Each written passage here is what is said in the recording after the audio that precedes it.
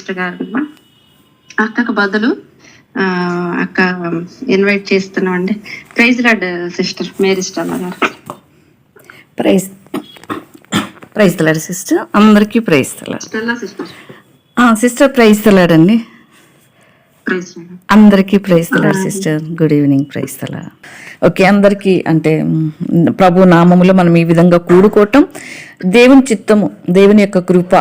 అదే అన్నాను కదా, అక్కకి బదులుగా నేను మీ మధ్యలోకి రావటం. అది ఇప్పుడు వాక్యం చదివించారు కదా, నా సన్నిధిలో నిలిచి భాగ్యము నీకు ఇత్తను అన్నట్లుగా ప్రభు మనందరికీ కూడా ఏదో ఒక సమయంలో ఆయన సన్నిధిలో ఉండే భాగ్యం ఇస్తాడు. రక్షించబడిన ప్రతి ఒక్కరికి మనందరం కూడా ఆయన పని చేయాలి, అది ఆయన ఆశపడతాడు. ఆయన చేతుల్లో మనం పాత్రలో, ఆయన కొరకై మనం ఉపయోగపడాలి. అందుకే ఆయన మనల్ని ఒక ఉద్దేశముతోనే మనల్ని భూమి మీదకి తీసుకుని వచ్చాడు.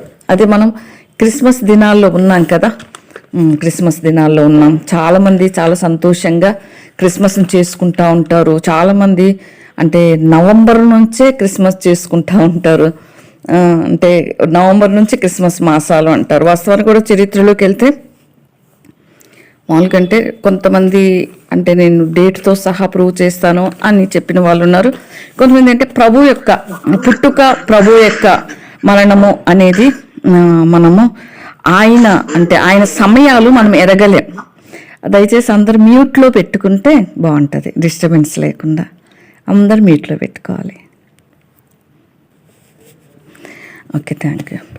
ఈ విధంగా ప్రభు యొక్క మరణం, పునరుద్ధానం అన్నీ కూడా మనం ఎరిగినవే. ప్రత్యేకంగా ఈ దినాల్లో మనము యేసు ప్రభు వారి యొక్క జననం గురించి పాటలు కానీ, జననం గురించిన మాటలు కానీ, జననం గురించిన వర్తమానాలు కానీ మనం వింటూ ఉన్నాం. అంటే క్రిస్మస్ వస్తూ ఉంది అంటే కొంతమంది స్టార్ పెట్టుకుంటుంటారు, కొంతమంది అంటే క్రిస్మస్ ట్రీ అని పెట్టుకుంటూ ఉంటారు. ఇంటిని పరిశుభ్రంగా చేసుకొని మనం ఇంటిని అలంకరించుకుంటూ ఉంటాం. ఇవన్నీ మనకు జరుగుతూ ఉంటాయి. ఇది నవంబర్, డిసెంబర్ ఈ మాసాల్లో. అంటే యేసు ప్రభువారు చలికాలంలో పుట్టాడు అనేది మనకు ఖచ్చితంగా అర్థమవుతుంది. పలాని డేట్ అని మనకు క్రిస్మస్ 25 అని మనకు తెలియకపోయినా ఈ యొక్క చలి దినాలలో పుట్టాడు. అందుకే కదా పశువుల పాకలో పొత్తిగుడ్డలతో చుట్టబడి ఆ చలికి మరియ కూడా ఎంతో ఇబ్బందులతో ఆ దినాల్లో యేసు ప్రభువారిని కన్నది అని. ఆ విధంగా ప్రభువారిని మనము ఆ విధంగా మన కొరకై శ్రమ నుండి జన్మించినాడు. ఒకసారి మనము బాగా అంటే సుఖానికి అలవాటు పడి, బాగా సుఖానికి మనం అలవాటు పడి, బాగా లగ్జరీకి అలవాటు పడి, కొన్ని సౌకర్యాలకి మనము అలవాటు పడి సడన్గా అవన్నీ పోయి ఒక్కసారి మనము ఏది లేకుండా ఇంతెందుకు ఏసీకి అలవాటు బాగున్న ఒక దైవజనుడు రీసెంట్గా చనిపోయినాడు. ఆ దైవజనుడు అంటూ అన్నారు, దేనికైనా అలవాటు పడను కానీ ఏసీకి అలవాటు పడద్దు అని. నిజమే అది. ఏసీకి ఒకసారి అలవాటు పడినామంటే అస్సలు ఎండను అస్సలు సహించలేం మనం కదా. అట్లాగే యేసు ప్రభువారు కూడా పరలోకములో ఉండి మహిమాపూర్ణుడుగా ఉండి సంపూర్ణ దేవుడై ఉండి దూతల చేత కొనియాడబడుతూ, దూతల చేత పూజించబడుతూ పూజలు అందుకుంటున్న ఆ ప్రభువారు ఆ మహామహిమని విడిచి, ఆ పరిశుద్ధమైన ఆ లోకాన్ని, పరలోకాన్ని విడిచి ఒక్కసారి పాప ప్రపంచమైన ఈ భూలోకానికి రావాలంటే ప్రభువు అంటే ఎంత అడ్జస్ట్ అవ్వాల్సి వస్తుంది కదా. మనం ఎప్పుడైనా ఆలోచించామా? క్రిస్మస్ అంటే ఏంటంటే అన్ని అలంకరించుకోవాలి, ఇంటిని డెకరేట్ చేసుకోవాలి, మనం పండుగ చేసుకోవాలి, కొత్త బట్టలు తీసుకోవాలి, మంచిదే. ఎందుకంటే ఎవరైనా అడిగినా కూడా మా క్రిస్మస్ ఎందుకు అంటే మనం చెప్పగలిగి ఉండాలి. అప్పుడే మనం క్రిస్మస్ చేసుకోవాలి. మనకు మనమే కాదు, మనం ఇతరులకు కొరకు కూడా క్రిస్మస్ చేయాలి. మన క్రిస్మస్ టైంలో ఉన్న దేవుడిచ్చిన మంచి ఆఫర్ ఏంటంటే మనము వాళ్ళకి ఏదన్నా మన ఇరుపురు వాళ్ళకి కానీ, మన చుట్టుపక్కల వాళ్ళకి కానీ ఇది ఒక కేకు మనం ఏదన్నా ఇవ్వడానికి ఇష్టపడతాం కదా. ఆ సమయంలో ఒక న్యూ టెస్ట్మెంట్ బైబిల్లో లేదంటే ఒక స్వార్థ పత్రికను ఆ కేకుతో పాటు ఇస్తే మాది క్రిస్మస్ అండి, ప్రభు జన్మదినము, యేసు ప్రభు వారు మానవాళి కోసము భూమి మీదకి మానవాతరంగా జన్మించినాడు. ఆయన నిత్య దేవుడయ్యండి, అనంతమైన దేవుడయ్యండి కూడా ఆయన తగ్గించుకొని ఒక స్త్రీ గర్భములో ఇమిడిపోయి ఆయన ఆ విధంగా బయటకు వచ్చాడు అని చెప్పి మనం ఆయన గురించిన వార్త చెప్పటానికి మనం క్రిస్మస్ చేసుకుంటే చాలా బాగుంటుంది కదా. ఏ చేసినా ఒక మీనింగ్ఫుల్తో చేయాలి, ఒక అర్థవంతంగా ఉండాలి. మనం ఏది చేసినా ఆయన మహిమ కొరకై చేయాలి అంటాం కదా. ప్రతిదీ ఆయన మహిమపరచబడాలి. ఎందుకంటే మనకి ఇచ్చింది సర్వం, మనం కలిగి ఉన్నదంతా ఆయన ఇచ్చిందే. చాలామంది ఏం చేస్తారంటే, ప్రభువా నన్ను ఆశీర్వదించు, నాకు సమస్తం ఇవ్వంటే ప్రభు ఇస్తాడు. అన్నీ వచ్చిన తర్వాత మెల్లిగా ప్రభుని మర్చిపోతారు. ప్రభు సన్నిధికి మందిరానికి వెళ్ళటం మర్చిపోయి ఇదంతా నేను సంపాదించా. పిల్లలతో కూడా కామన్ వర్డ్ వస్తుంది కదా ఎవరికైనా, నేను నీకోసం ఇంత కష్టపడుతున్నారా, నేను నీకోసం ఇంత కష్టపడుతున్నా అంటాం. మన కష్టం అంతా ప్రభు ఇచ్చింది. ప్రభు ఇవ్వకపోతే మన కష్టానికి ఫలితం ఉండదు. కాబట్టి మనము ప్రభువుని ప్రతి విషయంలో జ్ఞాపకం తెచ్చుకోవాలి. ప్రభువుని ప్రతి విషయంలో జ్ఞాపకం తెచ్చుకోవాలి. ప్రభువుని మహిమపరచాలి. పిల్లలు మనల్ని రికగ్నైజ్ చేయకపోతే పేరెంట్స్గా కష్టపడుతూ మనం పిల్లల కోసం ఏదో సంపాదించాలి, ఏదో చెయ్యాలి అని మనం కష్టపడతా ఉంటాం కదా. ఆ కష్టాన్ని పిల్లలే ఒకవేళ గ్రహించకపోతే, మన ప్రేమను పిల్లలు అర్థం చేసుకోకపోతే చాలా బాధపడతాం కదా, చాలా బాధపడతాం. మరి మన పరమ ప్రభు, పరమ తండ్రి ఇంకెంత బాధపడాలి. చాలా బాధ ప్రభువుకి మనం ఎరగకపోతే. అది మనం ఎరగాలి. ప్రభు ప్రేమను మనం ఎరగకపోతే, ప్రభువుని మనం రుచించకపోతే ఆయన ఎంత బాధపడతాడో అది మనం ఎరగాలి. పిల్లల్ని మనం ఎంత ఎక్స్పెక్ట్ చేస్తామో మన గురించి కూడా తండ్రి అంతే ఎక్స్పెక్ట్ చేస్తాడు. పిల్లలు మనకు అంటే సహకరించకపోయినా, పిల్లలు మన మాట వినకపోయినా పేరెంట్స్గా మనకి ఎంత బాధ ఉంటుందో అది తండ్రి కూడా అదే బాధ అనుభవిస్తుంటాడు. పేరెంట్స్గా మనమే గుర్తించలేకపోతే మన పిల్లలకి ఏమని చెప్పగలం. కాబట్టి అది ఏదేమైనప్పటికీ మనం కొంచెం క్రిస్మస్ సందేశం ఇస్తానక్క అని చెప్పాను అక్కకి. క్రిస్మస్ గురించి మనం కొన్నే చెప్పుకుందాం. ఎక్కువ క్రిస్మస్ గురించి చెప్పుకుంటా పోతే చాలా విషయాలు వస్తాయి. కొన్ని మాటలు మనం చెప్పుకొని ముగించుకుందాం. నాకు టైం అయితే చెప్పలేదు, మ్యాక్సిమం తొందరగానే ముగిస్తాను నేను. క్రిస్మస్ అంటే మనము క్రీస్తును ఆరాధించటం, ప్రభుని ఆరాధించాలి. ఎందుకు ఆరాధించాలో చెప్పుకుందాం. నిజంగా ఇదంతా కూడా క్రిస్మస్ వాతావరణంలో చాలా అన్ని కంట్రీస్లో దాదాపుగా క్రిస్మస్ చేసుకుంటారు.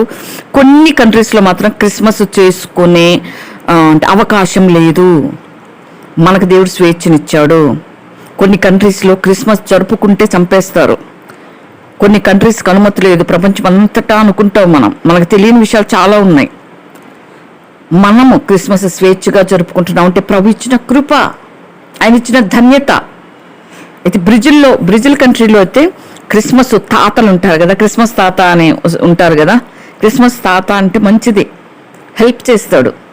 క్రిస్మస్ తాత మనం వచ్చి వాళ్ళు చాక్లెట్స్ ఇచ్చి వెళ్ళినట్టుగా ఉంటుంది కదా. మా పాప చిన్నప్పుడు సెయింట్ పైస్లో చదివింది, హైదరాబాద్లో. వాళ్ళు క్రిస్మస్ తాత వేసారు వచ్చి మా ఇంటి ముందు స్కూల్ పక్కకే ఇల్లు ఉండేది. చాక్లెట్స్ అన్ని ఇట్లా ఇచ్చుకుంటూ వెళ్ళిపోయేవాళ్ళు. అంటే వాళ్ళు హెల్ప్ చేస్తారనమాట. పూర్ పీపుల్కి హెల్ప్ చేస్తారు. అవసరతలో ఉన్న వాళ్ళకి అవసరత తీరుస్తారు క్రిస్మస్ పేరిట. అదే క్రిస్మస్ తాత. మరి మనం ఎంతమంది అక్కరలు తీరుస్తున్నామో తెలియదు. అయితే బ్రెజిల్లో అయితే కంట్రీలో క్రిస్మస్ తాతలకి వీళ్ళు ట్రైనింగ్ ఇస్తారంట, ఎట్లా ఏంటి అనేది న్యూస్లో చూపిస్తూ ఉంటారు కదా. స్విట్జర్లాండ్లో అయితే క్రిస్మస్ కప్పు పెట్టి వాళ్ళు ఆటలు ఆడిస్తారంట, క్రిస్మస్ ఎలా అనేది. యూకేలో అయితే క్రిస్మస్కి సంబంధించిన స్కిట్స్ వేయిస్తూ ఉంటారు. లక్షలాది మంది ఆ స్కిట్స్లో వచ్చి చూస్తూ ఉంటారు, పాల్గొంటుంటారు. ఇంకా చరిత్రలోకి వెళ్తే క్రీస్తు శక 306 నుండి 337 వరకు ఒక సామ్రాజ్యం ఉండేది, అదే రోమా సామ్రాజ్యం. ఆ రోమా సామ్రాజ్యాన్ని కాన్స్టెంటస్ అనే ఒక రాజు పరిపాలించాడు, ఒక చక్రవర్తి. ఈ రోమా సామ్రాజ్యాన్ని కాన్స్టెంటస్ పరిపాలించే ఈ కాలంలో తర్వాత అతనికి ముందు కాలంలో ఒక 10 మంది రాజులు పరిపాలించినారు 10 మంది చక్రవర్తులు ఈ రోమా సామ్రాజ్యానికి ఉన్నారు. రోమా సామ్రాజ్యం గురించి ప్రత్యేకంగా ఎందుకు చెప్తున్నా అంటే, ఈ రోమియులే యేసుప్రభువాన్ని సిలువ వేసినారు. ఈ రోమా పద్ధతిలోనే యేసుప్రభువాన్ని సిలువ వేసినారు. అటువంటి కాలంలో ఈ రోమా నుంచి క్రిస్మస్ కూడా వచ్చింది. రోమాని పరిపాలించిన 10 మంది రాజులు క్రైస్తవుల్ని ఊచకోత కోస్తున్నారు. రోమియులకి దేవుని బిడ్డలంటే పడదు, రోమియులకి క్రైస్తవులంటే గిట్టదు. కానీ ఈ కాన్స్టెంట్ అనే ఈ చక్రవర్తి ఏం చేసినాడంటే, ఒకసారి ఆయన యుద్ధానికి వెళ్లాల్సి వచ్చింది. రాజుల కాలంలో యుద్ధాలు ఉండేవి కదా. ఆయన యుద్ధాలకు వెళ్లే ముందు దర్శనంలో ఆయనకి సి అని కనపడిందంట. సి అనే అక్షరం అట్లా రాసినట్టుగా చూశాడంట. అది చూసినప్పుడు ఏంటబ్బా ఇట్లా కనపడింది సడన్ గా సి అని వాళ్ళ మమ్మీ దగ్గరికి వెళ్ళి, అమ్మ వాళ్ళ తల్లి దగ్గరికి వెళ్ళి, వాళ్ళ తల్లి పేరు హెలెనా, ఆమె దగ్గరికి వెళ్ళి అడిగినాడంట, సి అంటే ఏంటి అమ్మా అని. ఆమె రహస్య విశ్వాసి, అది అతనికి తెలియదు. అప్పటికే ఆమె రహస్య విశ్వాసి. అప్పుడు ఆమె చెప్పిందంట, నాన్న సి అంటే క్రైస్ట్ లేదా క్రాస్ అని చెప్పొచ్చు, అది క్రాస్ అని కూడా అంటారని చెప్పిందంట. అయితే నీవు యుద్ధానికి వెళ్తున్నావు కదా, ఆ దేవుడు ఆ క్రైస్ట్ నీకు విజయాన్ని ఇస్తాడు, వెళ్ళు అని చెప్పిందంట. అట్లా కాన్స్టెంట్ యేసుప్రభువాన్ని నమ్మి, ఆ నమ్మకంతో నిజంగా ప్రభువారు నాకు విజయాన్ని ఇస్తాడు అని చెప్పి సైనికులందరి డాళ్ళ మీద సి అని రాయించి యుద్ధానికి వెళ్ళి విజయం సాధించి తిరిగి వస్తాడు. నిజంగా క్రైస్ట్ నాకు విజయం ఇచ్చాడు అని. అంత పెద్ద సామ్రాజ్యం అయిన ఆ రోమాలో, ఇంకా ఎంత పెద్ద సామ్రాజ్యం అంటే రవి అస్తమించడానికి అక్కడ ఏదో ఒక చోటు రవి అస్తమించని సామ్రాజ్యం అని దానికి పేరు. అటువంటి పెద్ద సామ్రాజ్యంలో క్రైస్తవ మతాన్ని స్థాపించాలి అనుకుంటాడు ఆ టైంలో కాన్స్టెంట్. క్రైస్తే నాకు విజయాన్ని ఇచ్చాడు అని.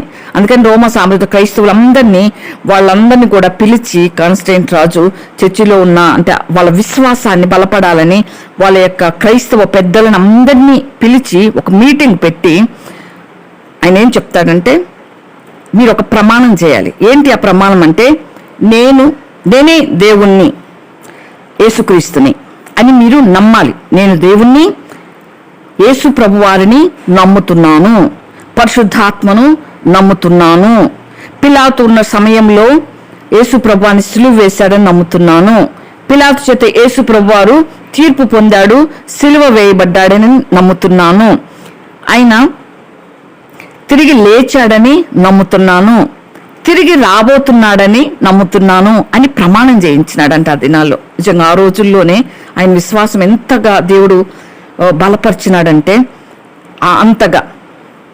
అయితే నిసియా అనే ప్రాంతంలో 325వ సంవత్సరంలో 3000కి పైగా క్రైస్తవ అధికారులందరినీ కూడా ఈయన పిలిపించి ఒక కౌన్సిలింగ్ ఏర్పాటు చేసి క్రిస్మస్ సందర్భంలో ఇంకొక పని చేసినాడు.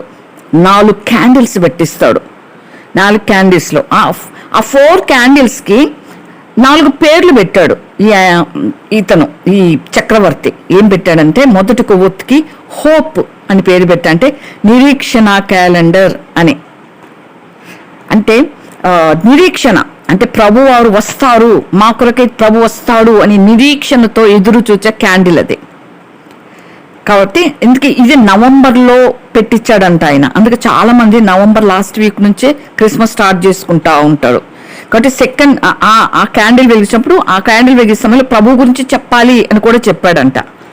తర్వాత second candle love, the candle of love అని పెట్టంట. దేవుడు నన్ను ప్రేమించి భూమి మీదకి వచ్చాడు, అది సెకండ్ క్యాండిల్ పేరు. అంటే దేవునిలో ఉండే సంతోషం, దేవుడిచ్చే రక్షణ, సాతానుపై దేవుడిచ్చిన విజయం, పాపంపై విజయం, నరకంపై విజయం, ఇవన్నీ నన్ను ప్రేమించి దేవుడు నాకు ఇచ్చాడు అని ప్రేమతో కూడిన సంకేతంగా క్యాండిల్ని పెట్టినాడంట. వీటన్నిటిపై నాకు దేవుడు విజయం ఇచ్చాడు నన్ను ప్రేమించి అని. తర్వాత థర్డ్ క్యాండిల్ పెట్టాడంట, ద క్యాండిల్ ఆఫ్ జాయ్. ఆ క్యాండిల్ పేరు సంతోషం.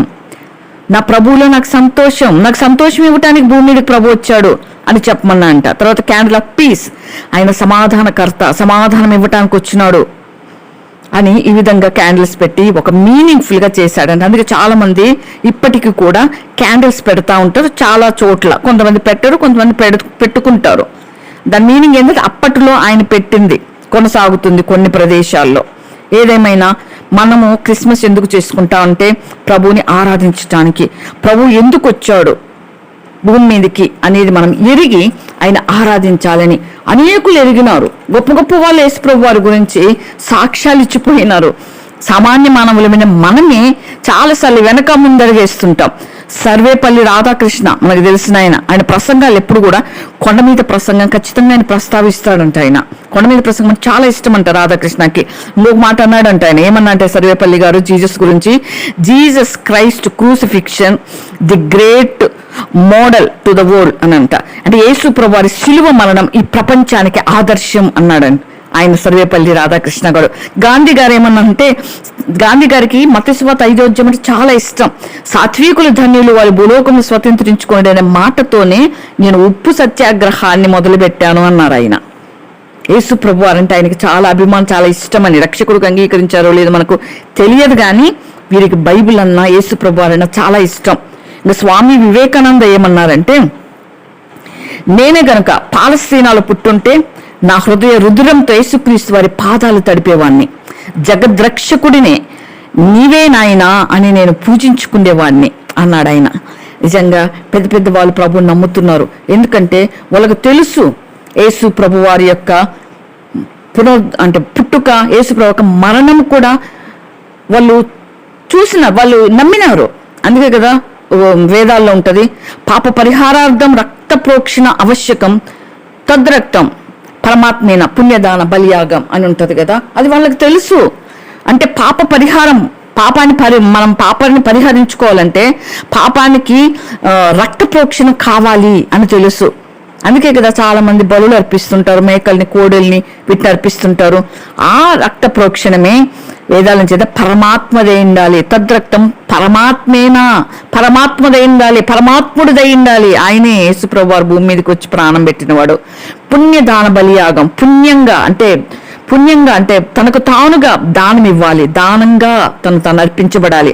చాలా మంది అంటారు కదా, 3 మేకులు పీక్కోలేని వాడు ఏమీ దేవుడు అని. ఆయన 3 మేకులు పీక్కోటానికి రాలేదు, 3 మేకులు వేయించుకోవటానికి వచ్చాడు. అదే పరమార్థం. వాళ్ళు ఎరగటం లేదు, దాని అర్థం తెలియకుండానే దాన్ని చదువుతున్నారు వేదాల్లో. పరమాత్మైన పుణ్యదాన బలియాగం, అది పరమాత్మని రక్తమై ఉండాలి. ఆయన పుణ్యంగా వచ్చేసి దానం ఇవ్వాలి.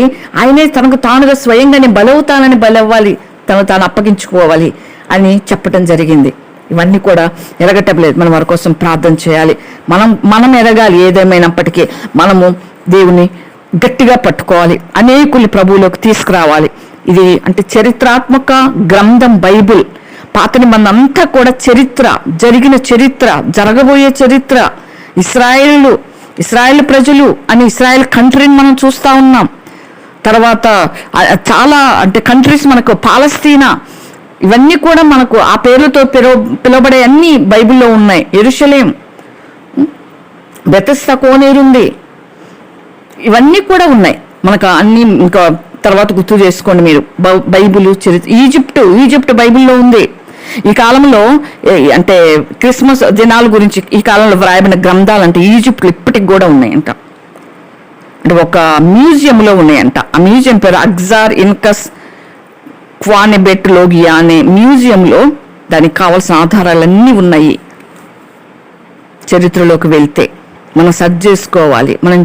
మనము అంటే రుజువులతో సహా మన దగ్గర మనం పెట్టుకుంటే చాలా మంచిది. కాబట్టి మనం ఏదైనా నమ్ముతారు, కానీ జనాలు చరిత్రని చాలా వరకు సత్యాన్ని నమ్మరు. అంతే, ఒక మాటలో సత్యం ఏదైతే ఉందో దాన్ని నమ్మకుండా సాతానుడు కన్నులకు గుడ్డితనం కలుగ చేస్తున్నాడు. గుడ్డితనం. సత్యాన్ని ఎవరు అన్వేషించట్లేదు, సత్యం ఎరగటం లేదు, సత్యదేవుని నమ్మటం లేదు. కాబట్టి మనము ప్రభువుని మనం వెంబడించే మనం నమ్మకంగా దేవుని సేవించాలి, నమ్మకంగా సేవించాలి. ఆయన మొదటి రాకడ ఎంత సత్యమో రెండవ రాకడ కూడా అంతే సత్యం. మొదటి రాకడని నమ్మే కదా మనం క్రిస్మస్ చేసుకుంటున్నాం. మొదటి రాకడ అంటే దేవుడు భూమి మీదకి వచ్చిన దినాలు, కన్య మరియ గర్భములో పరిశుద్ధాత్ముని ద్వారా రూపింపబడి పరిశుద్ధాత్మ ద్వారా కలుగజేయబడి భూమి మీదకి వచ్చినవాడు. నిజంగా అంత గొప్ప దేవుడు మన దేవుడు, పాపం లేని పరిశుద్ధుడు మన దేవుడు. ఇవి ఊరకే అంటే ఆషామాషగా రాయలేదు. దేవుడు ఎందుకు వచ్చాడనేది ఈ క్రిస్మస్ సంతోషం తెచ్చింది మనందరికీ, ఆనందం తెచ్చింది మనందరికీ. ఇది మన అనుభవంగా ఉండాలి. అందుకే లూకాసు వార్త 1:8 దేవుడు తనను తాను పుట్టగానే కనుపరుచుకున్నాడు ఆయన. ఆ దేశంలో కొందరు 1:8 లూకాసు వార్తలో చూస్తే, ఆ దేశంలో కొంతమంది గొర్రెల కాపర్లు పొలంలో ఉండి రాత్రి మందను కాచుకుంటా ఉన్నప్పుడు ప్రభు దూత వాళ్ళ దగ్గరికి వచ్చి అక్కడ నిలబడి, భయపడొద్దు, ఇదిగో ప్రజలందరికీ కలగబో మహా సంతోషకరమైన సువర్తమానం నేను మీకు తెలియజేస్తా ఉన్నా. యేసు ప్రభు పుట్టుక మహా సంతోషాన్ని తెచ్చింది. అదే మాట దూత చెప్తా ఉన్నాడు అమాయకులైన గొర్రెల కాపరులకు. భయపడొద్దు అంటున్నాడు. దూతను చూసి భయపడ్డారు వాళ్ళు. మిమ్మల్ని భయపెట్టడానికి రాలేదు, మీకు సంతోషకరమైన వర్తమానం తెచ్చా. అదేందో తెలుసా? దావీదు పట్టణంలో రక్షకుడు మీ కొరకు పుట్టి ఉన్నాడు, దానికి ఇదే మీకు ఆనవాళ్ళని చెప్తూ ఆనవాళ్లతో సహా దూత చెప్పినాడు. శిశువు పొత్తి గుడ్డలతో చుట్టబడి ఉంటాడు, తొట్టిలో పండుకొని ఉంటే మీరు చూస్తారు అని చెప్తాడు. నిజంగా ఎంత గొప్ప దేవుడు అంటే మన దేవుడు, ఎంత తగ్గించుకునేవాడంటే మన దేవుడు ఒక రాజులాగా భూమి మీదకి రాలేదు, ఒక యజమానుడు లాగా భూమి మీదకి రాలేదు. పాపులని నేను దుష్టత్వాన్ని సంహరిస్తా, దుష్టుల్ని సంహరిస్తా అని ఖడ్గం పట్టుకొని రాలేదు. పైనుంచి ఆకాశంలో నుంచి బడేలమని ఊడిపడలేదు. ఆయన అంటే ప్రతిదీ ఆయనకు ఒక క్రమం, ఒక కుటుంబ పద్ధతి, ప్రతిదీ యేసు ప్రభువులో మనం నేర్చుకోవచ్చు. ఆయన కుటుంబానికి మాదిరిగా ఉన్నాడు. ఆయన కుటుంబంలో ప్రేమకి మాదిరిగా ఉన్నాడు. ఆయన తల్లిని ప్రేమించాడు, తల్లి గర్భాన్ని జన్మించాడు. తల్లి గర్భము ఎంత ప్రశస్తమైనదో రుజువుపరిచాడు. ఆయన మానవునిగా పోతే నా భాష అర్థమవుతుందని మానవ రూపేణ వచ్చాడు. ఎందుకంటే యానిమల్స్కి ఆత్మ లేదు, మనిషికి మాత్రమే ఆత్మ ఉంది. ఈ ఆత్మ నశించి నరకాన్ని పోకుండా ఉండాలంటే నేను వెళ్ళకుంటే కష్టం అనుకున్నాడు ప్రభువారు. యేసు ప్రభువారు అంటారు, తండ్రి నేను వెళ్తా ప్రభువా అని, నా కుమారుడా నువ్వు వెళ్ళు నా ప్రజలను రక్షించడానికని తండ్రి. ఈ విధంగా ఏక మనస్సు తండ్రి కుమార పరిశుద్ధాత్మలో మనం చూస్తాం. వాళ్ళు అనుకున్న కార్యాన్ని ప్రభువారు భూమి మీదకి వచ్చి జరిగించడానికి ఆయన తండ్రికి విధేయత చూపి, తండ్రి నేను వెళ్తా నా పిల్లల కోసం, నేను ప్రాణం పెడతా. మనము సృష్టించిన మన ప్రజల్ని మనమే రక్షించుకోవాలి. ఎవరు రక్షిస్తారు? ఆ రక్త ప్రోక్షణ ఎవరు చేస్తారు? ఆ బలియాగం ఎవరు చేస్తారు? అంత సహనం ఎవరికుంటది? ఏ మానవుడు వచ్చి, ఏ శక్తి వచ్చి, ఏ అవతారం వచ్చి అంత దీనత్వాన్ని ఎవరు అంత దీనంగా జీవించగలరు భూమి మీద? దూషణ మాటకు ప్రతి దూషణ చేయకుండా ఎవరు చేయగలరయ్యా బలియాగం? నేను చేస్తా, నా కుమారుడు చేస్తాడు అని కుమారుడు దిగి వచ్చిన దినమే క్రిస్మస్ దినం. తల్లి మరియ గర్భాన మానవుడిగా జన్మించినాడు. పేదవారిగా కనపరుచుకున్నాడు. ఆయన పుట్టాలంటే రాజగృహంలోనే. రాజు పుట్టినవాడు ఇక్కడ. జ్ఞానులకి దూతపై చెప్పినప్పుడు దూతలు ఏమంటారు తెలుసునా? మత్తయి సువార్త 2:1 రాజైన హేరోదు దినముల్లో యోదయా దేశపు బెత్లెహేములో యేసు ప్రభువారు పుట్టిన పిమ్మట ఇదిగో తూర్పు దేశపు జ్ఞానులు యెరూషలేమునకు వచ్చి, తూర్పు దేశపు జ్ఞానులు యెరూషలేములో ఉన్నప్పుడు వాళ్ళ దగ్గరికి దేవుని దూత వచ్చి చెప్పినప్పుడు వాళ్ళు అనుకుంటారు, రాజు కదా పుట్టింది, రాజుగారింట్లో పుట్టుంటారు అనుకున్నారు వాళ్ళు జ్ఞానులు. వాళ్ళ పేరుకే జ్ఞానులు, కానీ వాళ్ళు ఆలోచించలేకపోయినారు. ఈ ఇహలోక జ్ఞానం వేరు, పరసంబంధమైన జ్ఞానం వేరు అని మన జ్ఞానుల ద్వారానే దేవుడు ఆరంభంలోనే చూపించినాడు. వాళ్ళు ఇహపరమైన జ్ఞానాన్ని సంపాదించుకున్నారు, కానీ దేవుని ఉద్దేశ్యం, దేవుడు ఎక్కడ పుడతాడు, ఎలా జన్మిస్తాడనేది అది వాళ్ళకు కూడా మర్మమే. ఎంత జ్ఞానులకైనా దేవుని విషయాలు మర్మయుక్తములు. అందుకే హేరోదు దినాల్లో హేరోదు రాజుగా ఉన్నప్పుడు బెత్లెహేములో యేసు ప్రభువారు పుట్టినారు. తూర్పు దేశ జ్ఞానం యెరూషలేముకు వచ్చి యూదుల రాజుగా పుట్టిన వాడు ఎక్కడున్నాడు? యూదుల రాజుగా, యూదా వంశాన్ని కోరుకున్నాడు ప్రభువారు. యూదుల రాజుగా. అందుకే యూదులు ఇప్పటికి కూడా మాకు రాజుగా వస్తాడు మెస్సియా. ఇప్పటికీ చాలా మంది 90% నమ్మరు యూదులు యేసు ప్రభువారిని రక్షకుడుగా. మాకు మెస్సియా వస్తాడు, మెస్సియా కోసం ఇంకా వాళ్ళు ఎదురు చూస్తున్నారు. మెస్సియా ఎప్పుడు వచ్చాడు, చనిపోయాడు, తిరిగి లేచాడు, ఆరోహణమైపోయాడు, మన కోసం స్థలం సిద్ధపరుస్తున్నాడు, తిరిగి వచ్చి మనల్ని సంఘములో గుండా, సంఘాన్ని ఎత్తబడే గుంపులో మనల్ని ఎత్తుకొని పోతాడని వాళ్ళు నమ్మనే నమ్మరు. ఇప్పటికి కూడా యూదులు ఎవరో కొంతమంది మాత్రము ఇప్పుడు చాలా మంది అంగీకరిస్తున్నారని వింటున్నాం, కానీ వాళ్ళు నమ్మరు. ఎందుకంటే వాళ్ళు రాజుగా ఊహించుకున్నారు. ఓ కిరీటం పెట్టుకొని సింహాసనం మీద కూర్చుంటాడు మా రాజు అనుకున్నాడు. యేసుప్రభువారు అలా రాలేదు. మానవుల మధ్య సంచరించటానికి, మనతో కలిసి జీవించటానికి, మానవుని ప్రేమించటానికి, మానవుడికి కష్టం ఏంటో తను కష్టపడి నేర్పించాడు, మానవునికి ప్రయాస ఏంటో తను ప్రయాసపడి నేర్పించాడు, మానవునికి ఓర్పు ఏంటో తను ఓర్చుకొని నేర్పించాడు, మానవునికి నీతి ఏంటో తను నీతిగా జీవించి నేర్పించాడు. భూమి మీదకి ఆయన జన్మించి అదే క్రిస్మస్. ఆయన ఆ పర్పస్తో వచ్చినాడు యేసుప్రభువారు భూమి మీదకి. ఎందుకు వచ్చినాడంటే నీకు నాకు మాదిరి చూపటానికి, భూమి మీద మనం ఎలా జీవించాలో ఆయన మాదిరి చూపిపోయినాడు. ఎట్లా జీవించాలి ప్రభు, మాకెట్లా చేతొస్తుంది, నువ్వు దేవుడు ఎన్ని మాటలైనా చెప్తావు అని అనకుండా ఆయన మానవుడిగా వచ్చినాడు. మానవ శరీరాన్ని ధరించుకున్నాడు. మానవుని మనస్సే ఉంది. సంపూర్ణ మానవుడుగా సంపూర్ణ దైవత్వంతో నిండుకొని ఆయన ప్రార్థనతోనే జయించాడు. నేను దేవుని కదా, నాకు ప్రార్థన అవసరం లేదనలేదు ప్రభువారు. మనకు మించి ప్రార్థించాడు ప్రభువారు. ఎప్పుడు చూసినా ప్రార్థనే, రెయిన్బోల్లో ప్రార్థనే, ఒలివిలి కన్నుకెళ్తాడు ప్రార్థనే. గెచ్చమని దగ్గర ప్రార్థన చేసుకున్నప్పుడు సిలువ వేయటానికి పట్టుకున్నారు. ప్రభువారు ఎక్కడ చూసినా ప్రార్థనే. పగలంతా ప్రజల మధ్యలో తిరిగేవాడు, రాత్రి అయ్యేటప్పటికి ఒలివిలి కొండకెళ్ళి ప్రార్థనకి వెళ్ళేవాడు. అది ప్రభువారు మనకు చూపిన మాదిరి. మానవుడిగా ఆయన సిలువను జయించినాడు. ఎందుకు భూమి మీదకి వచ్చినాడంటే నీ కోసం, నా కోసం, పాపముల కోసం చనిపోవటానికి వచ్చినాడు. మన క్రిస్మస్ పుట్టిన దినం మనం సంబరాలు చేసుకుంటున్నాం, కానీ నిజంగా ప్రభువు పుట్టిన దినాన అప్పుడే శత్రువు ప్రభువు భూమి మీదకి రాగానే ఇంకా చెలరేగినాడు సాతానుడు. ఆ దినాల్లో ఇశ్రాయేల్ మధ్య చేసిన పాపం చేయించి వాళ్ళని భ్రష్టు పట్టించింది కాకుండా యేసుప్రభువు భూమి మీదకి వచ్చినాక కూడా హేరోదు రాజు అంటాడు, నేను కాకుండా ఎవరు రాజు, ఇంకొక రాజా, చంపండి, 2.5 సంవత్సరములు లోపు పిల్లల్ని చంపించేయమంటాడు. కాబట్టి ఆ విధంగా అంటే దుష్టుడు దేవుణ్ణే చంపాలనుకున్నాడు. దేవుడే దిగి వస్తే పరమ నుంచి కిందకి దేవుని చంపడం ఎవరి తరం? అందుకే పిలాతు దగ్గరికి పోయినప్పుడు యేసుప్రభువారు అంటారు, చెప్పయ్యా నువ్వు నీతివంతుడి, నీలే దోషం నాకు కనిపించట్లేదు అంటే నేను అవును ఎస్ అని ఒక మాట నీ నోటి నుంచి రాని, నేను నిన్ను తప్పిస్తా సిలువ నుంచి అంటే పైనుంచి నీకు అధికారం వస్తే తప్ప నన్ను ఎవ్వరూ విడిపించలేరు అంటాడు. దేవుడిని దేవుడే విడిపించాలి. ఏ మానవుడు విడిపించలేడు. ఏ మానవునికి దేవుని పైన అధికారం లేదు. దేవుడే మన మీద అధికారిగా ఉండటానికి వచ్చాడు. అధికారి ఎట్లా ఉండాలి, యజమానుడు ఎట్లా ఉండాలి అదంతా చూపించాడు. ఒక యజమానుడు ఆయన నిర్దోషి అయి ఉండాలి, నిష్కల్మషుడై ఉండాలి, నీతిమంతుడై ఉండాలి, పరిశుద్ధుడై ఉండాలి, ప్రార్థనాపరుడై ఉండాలి, మంచి బోధలో మంచిగా బోధ చేయాలి, ఎటువంటి వారికైనా జవాబు చెప్పగలిగి ఉండాలి. ఆ దినాల్లో గ్రీకులు, యూదా మత ప్రవిష్టులు, శాస్త్రులు, పరిసయ్యులు వీళ్ళందరూ వచ్చి ప్రశ్నించినప్పుడు యేసుప్రభువారు చక్కగా సమాధానాలు ఇచ్చినారు. అటువంటి వారే దేవుడు. అందుకే దేవుడు అన్నాడు, నేనే దేవుడను, నేనే అన్నాడు. నేనే ఎవరిని అనలేదు. దేవుళ్ళు కోటాను మంది ఉంటారు, కానీ దేవుడు మాత్రం యేసుప్రభువారు అన్నారు, నేనే దేవుణ్ణి, నేను తప్ప వేరొక దేవుడు ఉండకూడదు.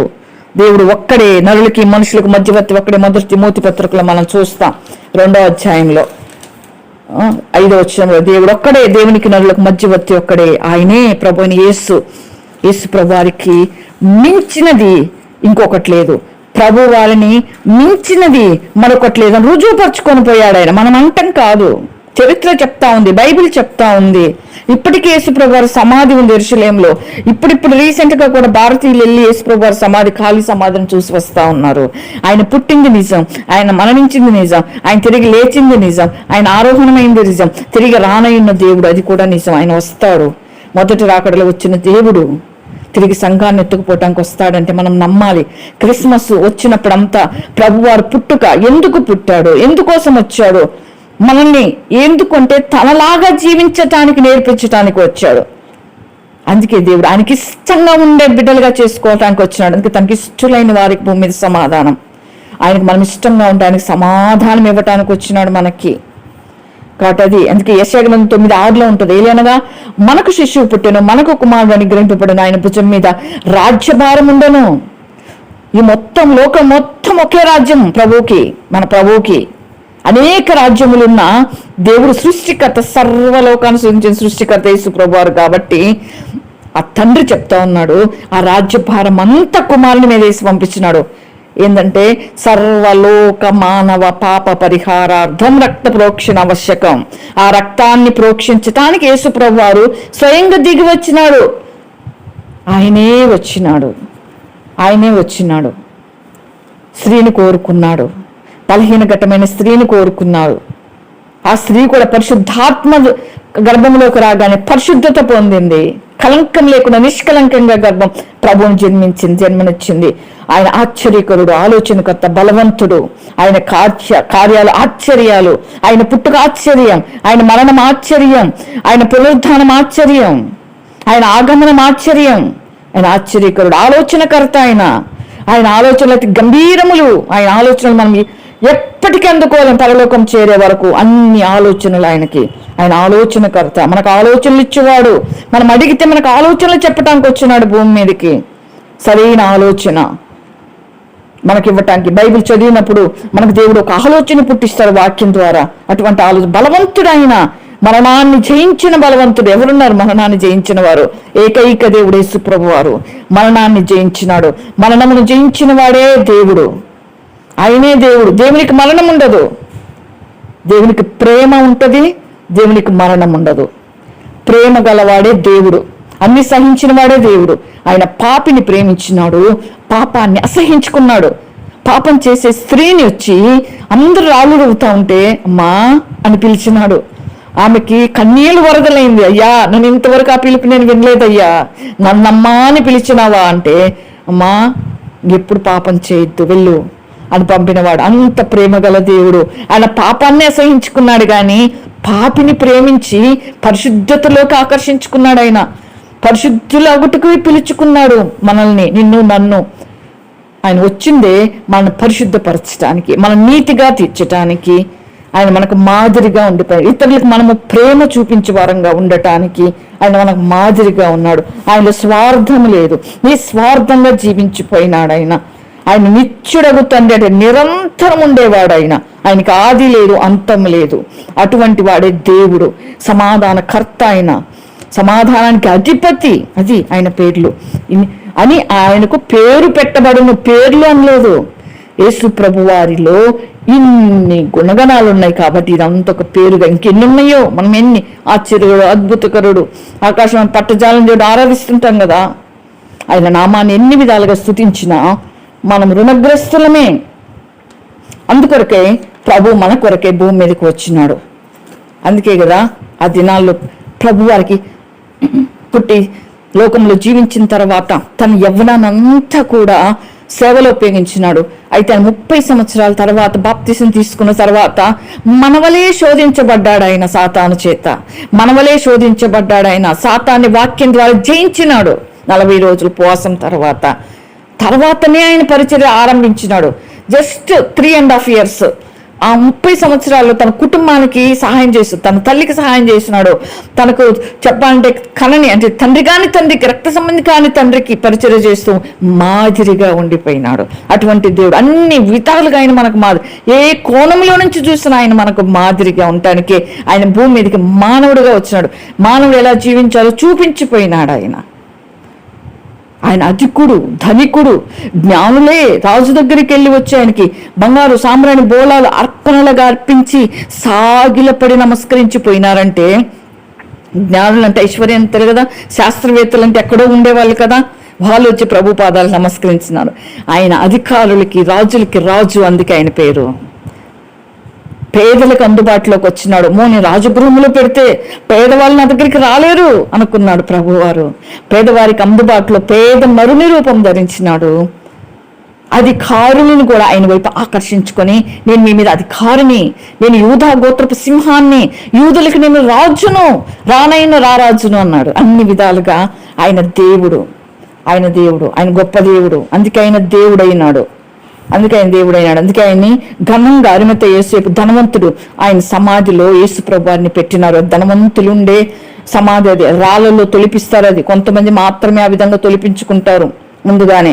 అటువంటి సమాధి ఆయన పెట్టబడ్డాడు. ఆయన సమాధి ఎంత ఘనమైనది కాబట్టి అటువంటి దేవుడు మన భూమి మీదకి వచ్చినాడు. మనం ఏం ఆలోచించాలంటే, దేవుడు ఇంత గొప్ప దేవుణ్ణి మనం ఎదిగామా అది ఎరుగుతూ మనల్ని దేవుడు ఎరిగాడా?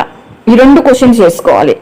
మనం దేవుణ్ణి ఎంతవరకు ఎరిగాం? నిజంగా 1 తిమోతి పత్రిక 6:16 ఉంటది.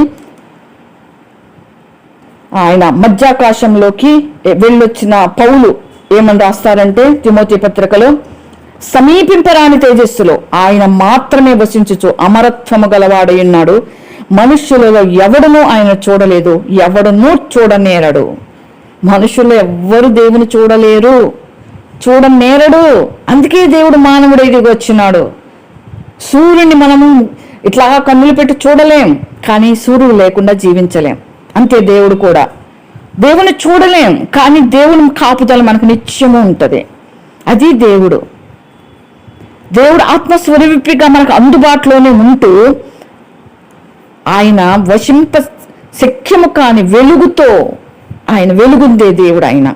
ఆయన ముఖాముఖిగా చూడలేం. అందుకే మోషే కూడా అదినాలు చూడలేకపోయాడు.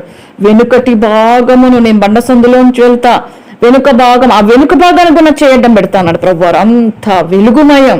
ఆయన చీకటిలో ఉండే దేవుడు కాదు, ఆయన వెలుగు. అందుకే యోహాను గారు రాస్తారు కదా, యేసు ప్రభువారి రొమ్మున ఆనుకునే యోహాను గారు ప్రియమైన శిష్యుడు అంటాడు కదా, నీ లోకమునకు వెలుగును అంటాడు. యోహాను సువార్తలో మనం చూసినట్టయితే 1వ వచనంలో మనం చూస్తే ఏం స్టార్ట్ చేస్తా అంటే, యోహాను పత్రిక చదివి తర్వాత ఒక అతను ఈ విధంగా యేసు ప్రభు వారి గురించి సినిమా కూడా తీస్తున్నారు.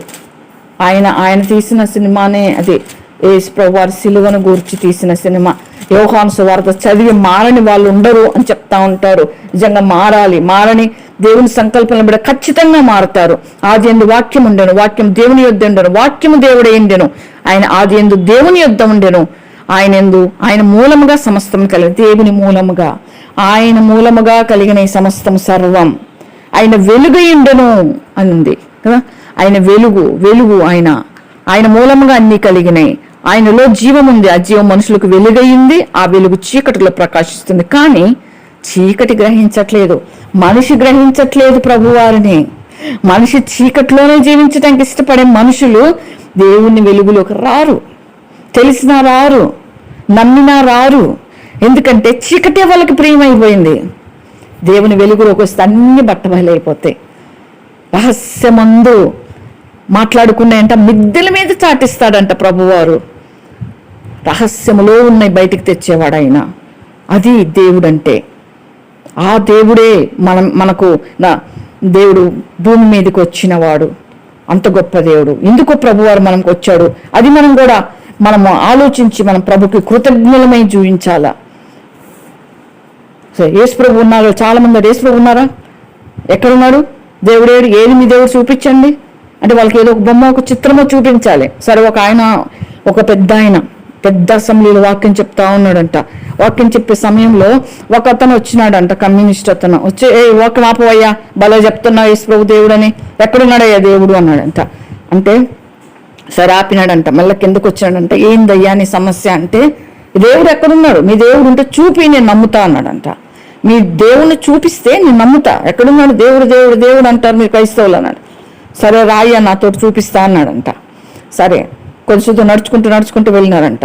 వెళ్తాంటే ఎక్కడ మీ దేవుడు, ఏది ఇంకా రావట్లేదు, ఇంకా కనిపించట్లేదే అంటే, నడుచుకుంటూ వెళ్తేనే మీ దేవుడు కనిపిస్తాడా అన్నాడంట. సరే కొంచెం దూరం పోయినాక అక్కడ ఒక బండి ఉంటే బండి మీద ఎక్కి, అయ్యా ఈ బండి మీద కూర్చోండి పోదాం ఇద్దరం అన్నాడు.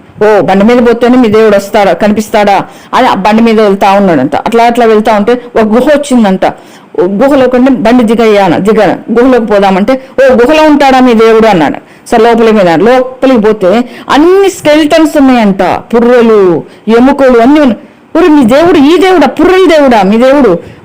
ఈ పుర్రెలు ఎముకల మీ దేవుడు అంటే, ఆయన అన్నాడంట, ఈ మొత్తం కలిపి 52 పుర్రెలు నేను దేవుణ్ణిగా నమ్మకపోయి ఉంటే 53 పుర్ర ఇక్కడ ఉండేది, అది నువ్వే అన్నాడంట. నేను మనుషుల్ని తినేవాణ్ణి, యేసు ప్రభు నన్ను మార్చినాడు. ఆయన నిజమైన దేవుడు, ఆయనలో జీవముంది, నన్ను తాకినాడు. ఆయనలో వెలుగు, ఆ వెలుగు నన్ను తాకింది. నేను మారిపోయాను, నేను నరమాంస భక్షకుణ్ణి.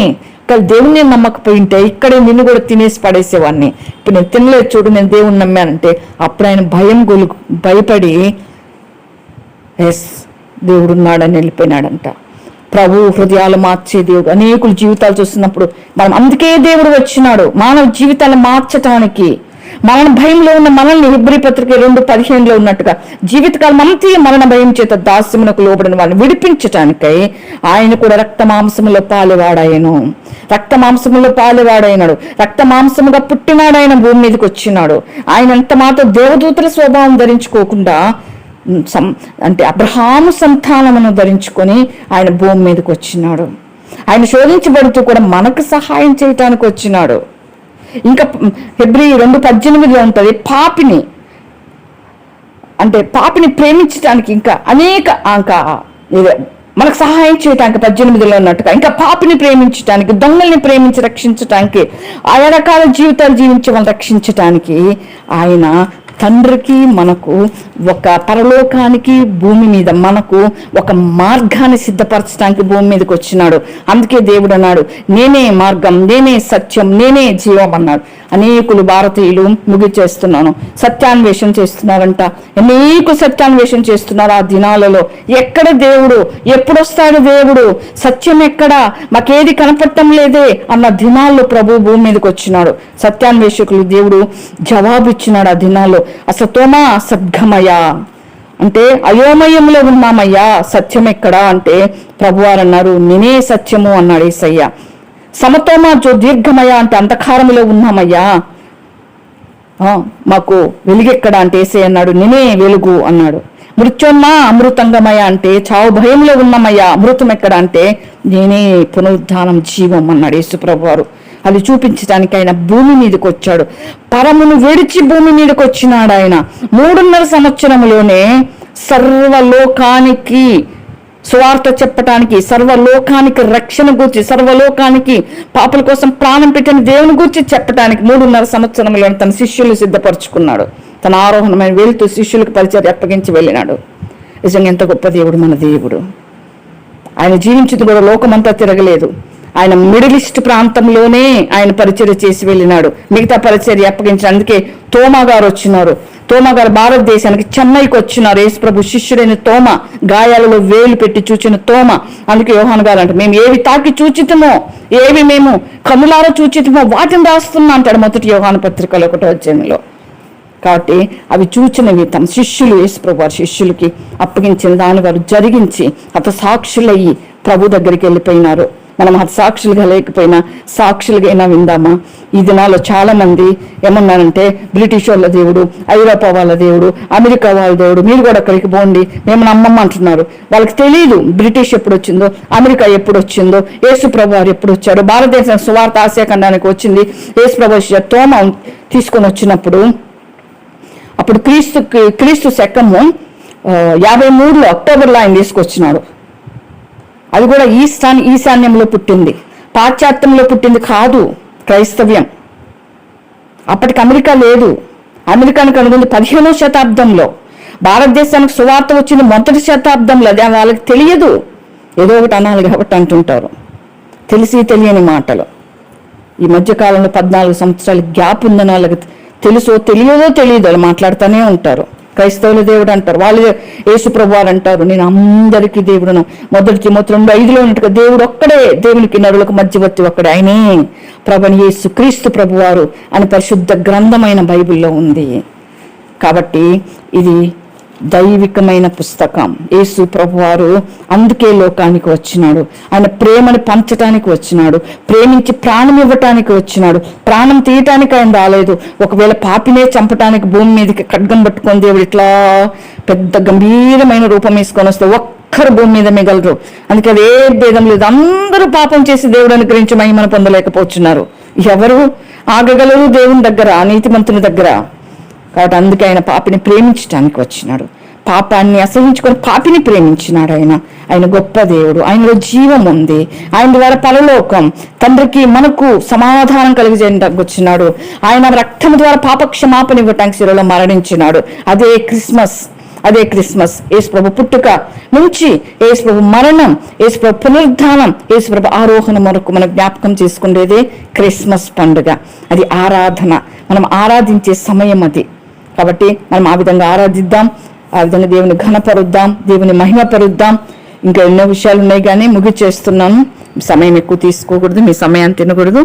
దేనికి వందనాలు, సమయాన్ని ఇచ్చినందుకే ప్రతి ఒక్కరు వందనాలు చెల్లిస్తూ యేసు ప్రభు కొరకి మనం కూడా సాక్షులుగా జీవించినట్లుగా ఆయన గుర్చిన సువార్త అనేకులకి, మన స్నేహితులకి, మన ఇరుగు పొరుగు వారికి ఈ క్రిస్మస్ మాసంలో ముఖ్యముగా దీన్ని ఆధారంగా చేసుకొని అనేకులకు సువార్త చెప్పటానికి, నరకం నుంచి వారిని తప్పించటానికి, పరలోకానికి, భూలోకానికి, పరలోకానికి నిచ్చెనగా యేసు ప్రభు వారు వచ్చారు. అనక ఒక మార్గం సుగమం చేసినారు, సిద్ధపరిచినారు. అదే ఆయన ప్రాణం ఇచ్చినాడు, రక్తం కాచినాడు, మనం నమ్మాలి. అందుకే ప్రభు పుట్టినాడు. అదే క్రిస్మస్ పుట్టిన దినాలు మేము చేసుకుంటాం అని మనము చెప్పగలగాలి. ఆ విధంగా చేయనట్లుగా పరిశుద్ధాత్మ దేవుడు మనకు సహాయం చేయనుగాక.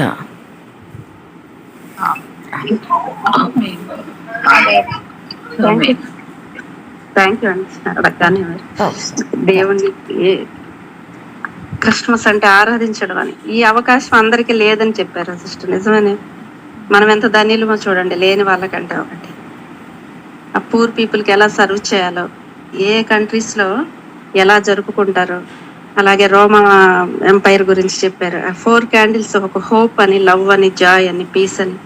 అలాగే హిందూస్ అంటే మన దేశంలో పుట్టిన సర్వేపల్లి గారు, గాంధీ గారు, వివేకానంద, అలా వాళ్ళు ఎలా యేసు ప్రభువుని చూసి వాళ్ళ బోధలు చాలా ఫేమస్. వాళ్ళు మనకు తెలుసు, వివేకానంద కానీ, గాంధీ గారు కానీ. సరే, అలాగే అట్ ది సేమ్ టైం తల్లితో ఉంటూ తండ్రి బాధ్యతలు, తల్లి బాధ్యత, ఆయనలో ఉన్న విశిష్ట లక్షణాలు సిస్టర్ గారు ఎంతో చక్కగా.